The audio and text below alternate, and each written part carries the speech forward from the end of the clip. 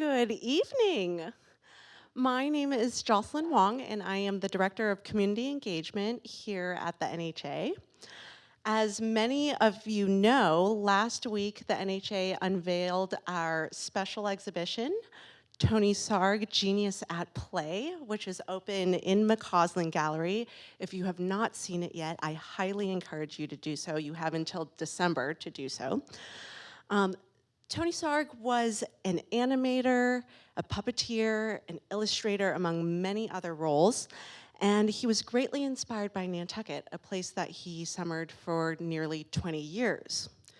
Today, we will hear from Anna Ericksen, a contemporary illustrator on Nantucket who, like Sarg, incorporates Nantucket culture and motifs in her work. In fact, her drawings feature the same whimsicality that characterized a lot of Tony Sarg's work. I am sure many of you have spotted some of her comics in the Saturday publications of Nantucket Daybreak. In her talk today, Anna will discuss her creative process behind those drawings and all of the decisions that go into her work. Anna graduated from Wellesley College, then worked at Country Living magazine as their crafts editor, creating many illustrations for them. During COVID, Anna published a comic every day on Instagram. These drawings started as a thank you to the Nantucket community for all of their efforts to keep things running smoothly during a time of challenge. ACACE on Instagram remains the best way to find her work. So if you are on social media, you can see some of these comics on ACACE. And she's currently working with the Mariah Mitchell Association to develop a children's story. I am absolutely delighted to welcome to the stage the spirited artist and fellow Wellesley College alumna, Anna Ericksen. So Tony, he was a commercial artist from 1915 to the 30s. He was published in children's books. This one's called Where is Tommy? I don't know where Tommy is, but everyone's crying and it kind of makes me anxious. His work was in magazines and newspapers. He designed puppet shows. He did the first Macy's Day Parade balloon. Can you imagine looking up and seeing that? Interestingly, the Macy's parades started out as animals walking down the street. But when that got too crowded, they realized that they had to switch to something else, and that was the beginning of this balloon concept. He punked Nantucket in 1937 with this fanciful sea serpent balloon that apparently is named Morton. So today we will think about Tony's illustrations and what makes them so appealing. Why have they struck a chord for over 100 years? We'll find it's his careful use of lines, shapes, colors, whimsical and juxtaposed characters, combined with popular subject matter. My daughter wrote that sentence. Artists, including architects, guide you. They lay out a visual or physical path. Tony and I just want you to smile. In the Middle Ages, cathedrals wanted to inspire their pilgrims to believe in God and follow the rules of the church. Massive doors, often carved with very scary stories, made the visitors feel very small. Impossibly high windows would let light pour in and spill on those cold stone floors. Organ music, incense, made you feel comfortable, but stained glass, although beautiful, kept you from being able to look out. Other buildings do this too. Casinos, malls, and supermarkets. You won't be able to look out once you're inside of one of those, and they have no clocks. It is the exact opposite of an airport. They want you to look out the window, remember you're at an airport, know the time, and know your gate. So when you're in a cathedral, all around you were paintings like this.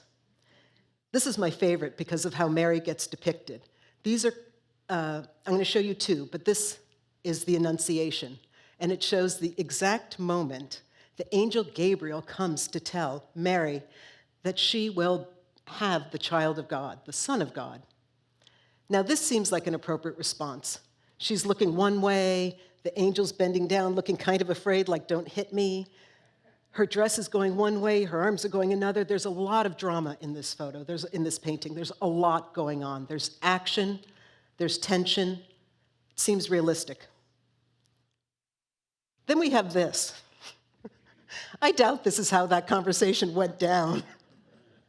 So again, the artist has the choice to depict the story as he sees fit. This is very static.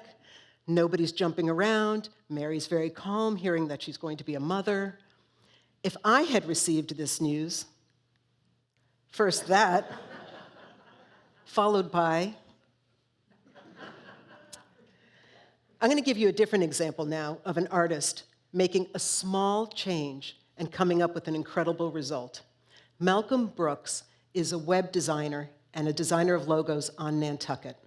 And he received a call from a client in Vermont. Malcolm, I'd like for you to design our restaurant logo. I'm thinking, hey, Malcolm, that's a great gig. And I want you to include a rooster. So now I'm thinking, oh boy, there's already a popular poultry logo restaurant out there.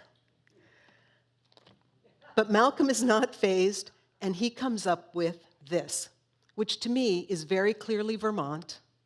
It says kitchen, looks farm fresh, great choice of color, but he makes one tweak which makes it brilliant. He swaps out the directionals on the weather vane for a fork and knife. That is so simple and so elegant. If you see that driving down the street, you'll know, oh, Farm Fresh Vermont restaurant. So let's put Tony's work in historical context. This was done in 1926. It says so. World War I is over. We're in the middle of the Prohibition. World War II is in the future. The Great Depression's in the future. The term mass media becomes popular, mass media entertainment, in the 20s. Sports teams, newspapers, magazines all gained popularity, but without TV as competition. Less than 10,000 TVs were in America in 1940. In the 1950s, half of the American homes had a black and white television. Many of these artists at the time were fooling around with short action films. This is Tony's Adam Raises Cain, which he did in 1920. They don't have people, they just feature cutouts or illustrations. In 1921, he did the first circus. But interestingly, at the exact same time, we have Walt Disney with his Newman Laughograms. That company lasted from 1921 to 1923, folded. Walt moves out to California and starts the Walt Disney Company. Mickey Mouse was first introduced in 1928. The point of all of this is to know that it was a great time to be an illustrator. So I promised I'd tell you about artistic choices. We have many. The first one, I would say, is subject matter. As Jocelyn told you, when COVID began, I began doing illustrations. And I found, this says I'm in love, the little snail. I found that if I drew a snail, an eel, a bug, a worm, nobody liked them. They don't get half as much love as lighthouses. This one says, I'm here for you. This one says, happy holidays, little friend. Dogs. This one is time to board the ferry, and the little guy is saying, I'm nervous, I'm excited, I'm going to Nantucket, I'm happy. Or the outline of the island. These are all much more popular than eels. And this says, just once, I'd like to be called Dream Girl or maybe Wonder Woman and not the Gray Lady. So Tony figured this out without Instagram. And here's a rooftop drawing. And this one is twice as enjoyable because it has a dog and lighthouses. The other choice we have, materials. Are we going to use watercolor? Are we going to use pen and ink? Are we going to use oils? Well, Tony was a pen and ink artist. Pen and ink is incredibly seductive. You're very close to the paper's thick, you have a pot of paint, You have a pen. When you scratch across the page, it makes this satisfying little scritchy noise. If you spill it, you have to start over. Mary Emery here, she's the education director, also teaches at the 1800 House, and she is there he is. She is a brilliant pen and ink artist. And you can see all the love that goes into this, all the fine little lines she's making. If you haven't taken a course at the 1800 House, I strongly recommend it. I've taught there, some of you have taught there. Mary teaches there, so it's definitely worth it. So 100 years after Tony, I'm working digitally. I'm using an iPad and a Generation 2 pencil. He's saying, on a ferry, oh, it's bumpy, that's why I look lumpy. And you can see it's, how this ink would spill. I love drawing on the ferry. It's my favorite place to draw. People talk to me, I find out what they're doing. They have me follow them so I can get ideas from their posts. It's an exciting exchange for me. And I like looking out the window. This says that it's the view during a choppy ferry crossing. Another choice we have are shapes. So just in your head, think about drawing a happy face. And what would happen if you drew, how would it look different if you drew an evil face? Just in your head. So the Disney Family Museum didn't come up with this, but they put it very nicely. If you draw something circular, if it's a rounded drawing, that means the character is soft, squishy, friendly, approachable, changeable. If it's a square, think of a square chin or square shoulders. That character is going to be solid, sturdy, strong, reliable, inflexible. And if it's a triangle, it's evil. It's sharp, it's directional, it's dynamic, it's dangerous, it's unpredictable. So if you think back to the faces you drew in your mind, I'm going to guess that the evil one probably had a pointy mustache or pointy eyebrows. Here's a little friendly round guy. Everybody likes the Pillsbury Doughboy, and he's so pleasing because he's so pudgy. Mickey Mouse, I'll leave this up for a second, but Mickey Mouse is made from 3 circles. Doesn't matter which way he's facing, his ears will always be round. It doesn't make sense. The ears never overlap, but that's because they want to ensure that you understand he's a friendly character. The Stay Puft Marshmallow Man in Ghostbusters is another example. I'm taking us back here. Dan Aykroyd is on the roof with Bill Murray, and they're hearing this stomp, stomp, stomp through the city, and the buildings are breaking apart. And the irony, the humor in that comes because it's the Stay Puft Marshmallow Man coming. You're expecting something scary with pointy teeth, but it's this uber-friendly guy, so it's a surprise. Now here, Tony, it's not enough that he gave us an elephant playing an accordion. That's charming enough. But that he includes balloons. It's all that roundness coming back to you. Now, if you chose squares, if you remember Velma from Scooby-Doo, she's the leader because she has square glasses. You know she's going to solve all the cases. It's clear to you if you see the roundup, it's not going to be the dog. This is Ming the Merciless from the 30s. He's Flash Gordon's evil side. Kecker, villain. Nemesis, thank you. They couldn't pile in enough triangles on this guy. Like his eyebrows, his mustache, his cloak, the little hoo-has on the little trim on his arms down his shirt. And here we have Sleeping Beauty's evil witch, evil queen. She's a big triangle. Her arms are triangles. And the artist didn't have enough. He put in the spears. They're not necessary, but he threw those in too. And this is my favorite example. The big book of supervillains, just to drive this point home. Every character is pointy, but look at the jagged edge around the thing. It wasn't enough that they gave you, like, a pointy chin and everything. Here's Tony Sarg's witch, again.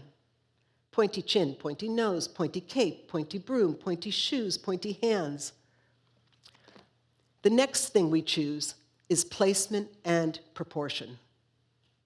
Now, if I showed you this, there's no context.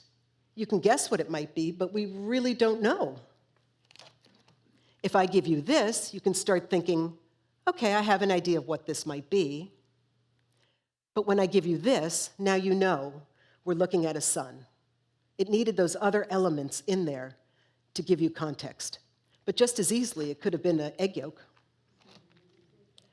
Here we have, again, the rooftop. And there's a friendly little cloud, which is what Bob Ross would say about it. Happy little cloud. And my point here is that it matters where elements are.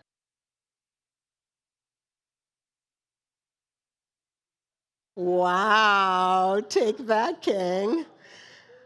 In a different place, that cloud could be clotted cream, could be whipped cream. So here's a great one. This is the cover as it stands. It's two little girls. Look, there's a little bunny, there's a little lamb. Everybody looks happy. If Tony had chosen to make those birds bigger, it's the stuff of nightmares.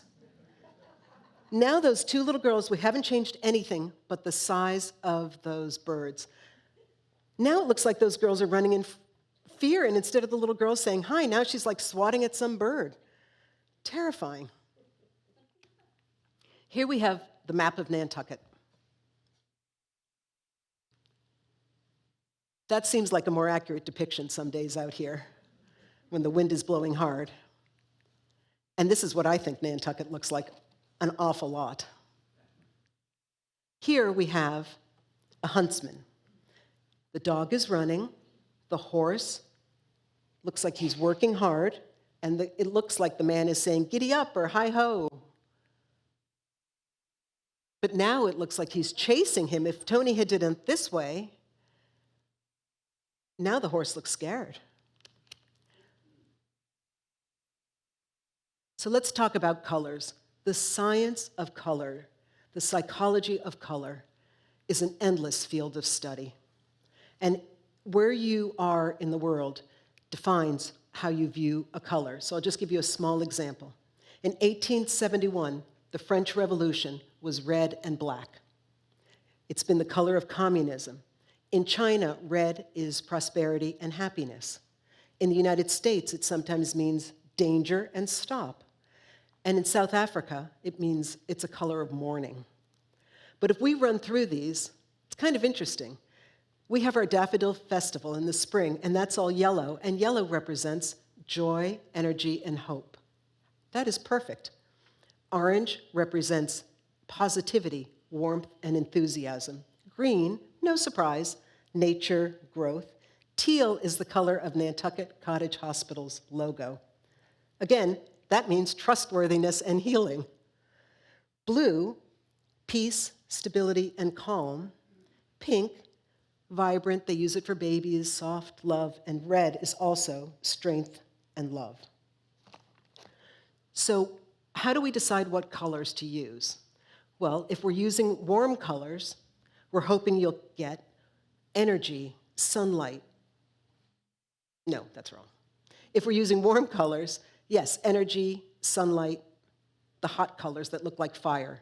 If you're doing cool colors, you're hoping for a more serene, calm image. And then there's primary colors.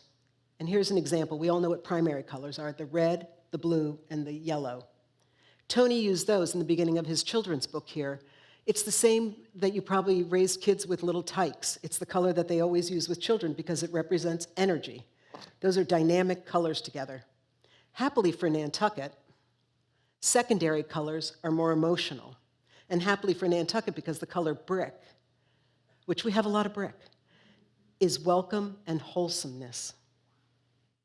Complementary colors, the colors that are opposite each other, like this, they show movement, they show contrast, they show energy. If you have a simple drawing and you want to make it zing, you would use complementary colors. And here, just like in that Annunciation I showed you, the elephant's trunk is going one way, his arms are going another. There's a lot of action there. He's kicking a bottle. And Tony chose to use contrasting colors, those complementary colors. Here, any three colors next to each other give you calm and trust. It's not quite monochromatic. but they're the colors that are complementing each other next to each other on the wheel. And that's how this picture turns out looking so calm. If you're curious, white represents truth, purity, and indifference, and relief, and black is noble, glamour, mystery, and cold. Now, the choices we reviewed of subject, material, shapes, placement and proportion, and color, they give us our ability to direct you. They help us as artists tell you what we want you to think and how we want you to feel. And any combination of those, that's how Tony and I make you smile. But these aren't exclusive. These aren't exclusive at all to fine artists or illustrators. Corporations use them too. Here we have Amazon. It's not by coincidence that that arrow, that chubby little arrow, makes the company seem friendly. You're working with a computer. It's not like Jeff Bezos is going to drop off the package at your house. But they want you to feel like this is a warm company. We will respond. It's a positive color, that orange, and a puffy little arrow. They also want you to know that they deliver everything from A to Z. FedEx. Again, we learned that purple is trust and orange is energy and enthusiasm. It's straightforward. There's a little secret arrow just to drive it home. If you hadn't noticed it, it's there just to tell you that they're moving your stuff forward in a simple fashion, in a happy way. These companies want you to know they're happy. And finally, Pinterest. This is a company that shows hundreds and hundreds of photographs. So if you want to see a picture of a wedding cake, you can Google wedding cake, and it will show you any number, and you pin virtually your favorite photos onto a corkboard, onto a visual board, and you'll have them all together. So they want you to notice that with red because you love your images, but then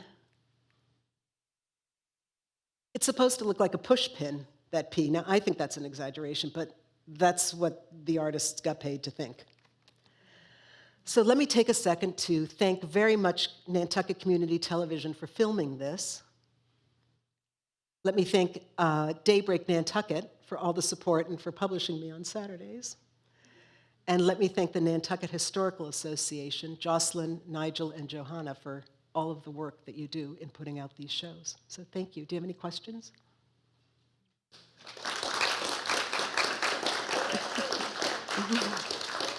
Truthfully, a special thanks goes to my daughter who put this together, because if you had left me to do a slideshow, not so much. You are asking questions, oh boy. I did play golf with Mike this morning, and Katie and I worked together for a year, but I'm not a plant. Not see if I can remember the question. You talked about, first of all, thank you. We love your cartoons. Susan and I have been fans Thank of them you. for a year and a half now, I think. Question.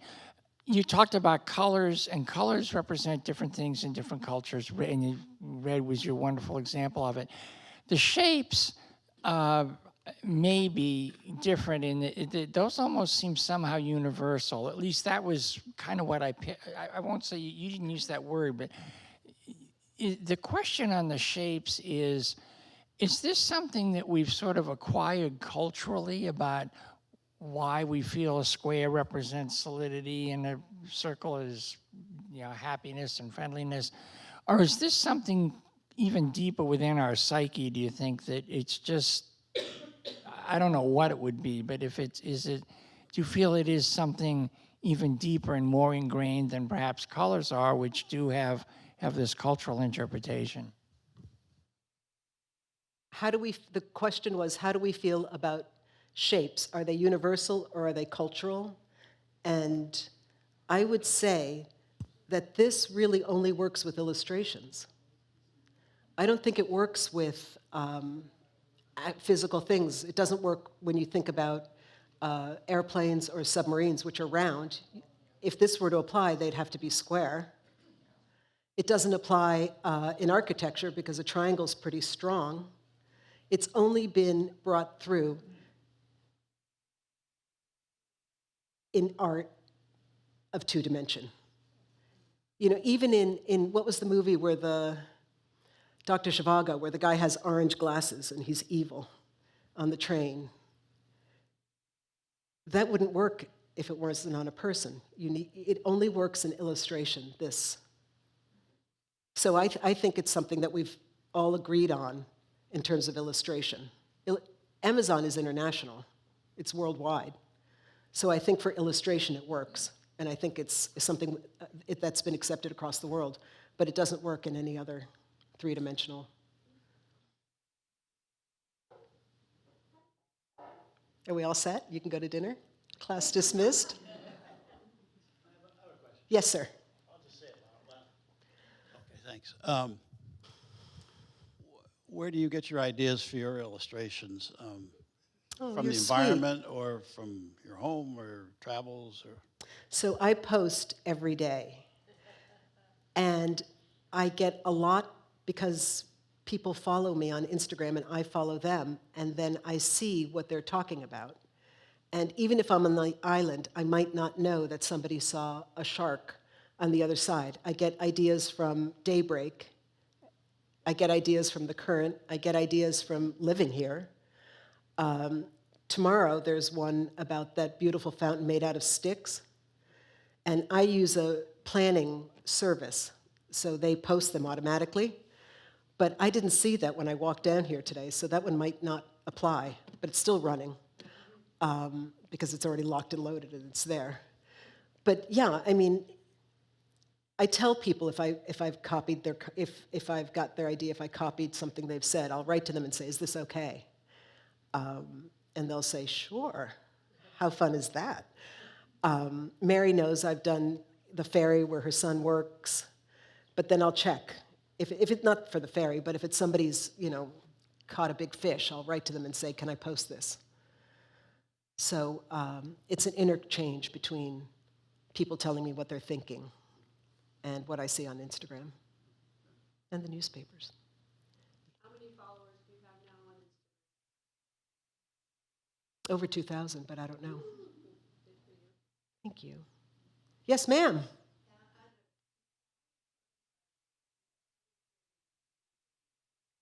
Oh, the more childish, the better. I mean, I try and draw with as few lines as possible. So that's something I set out.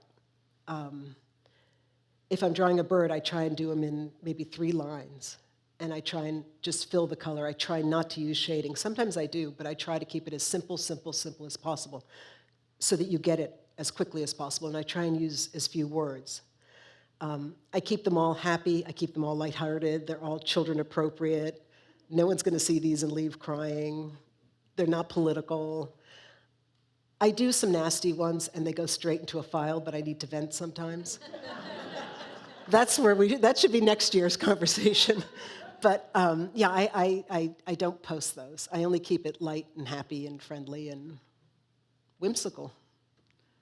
Anna, I want to thank you. I love Acase. It's brought a lot Patty, of joy thank to you.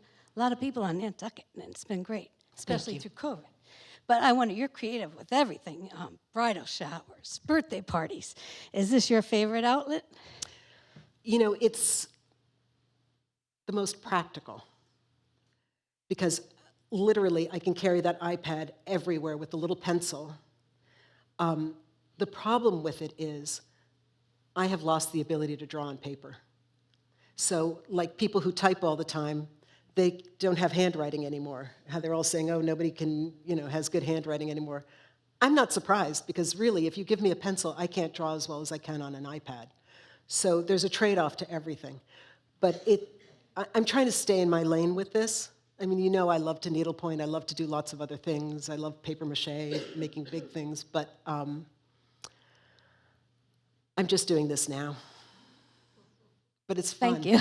I mean, it's lighthearted, and sometimes I get private messages that are like, "This really changed my week." And it'll be like a comic about a seagull eating a French fry.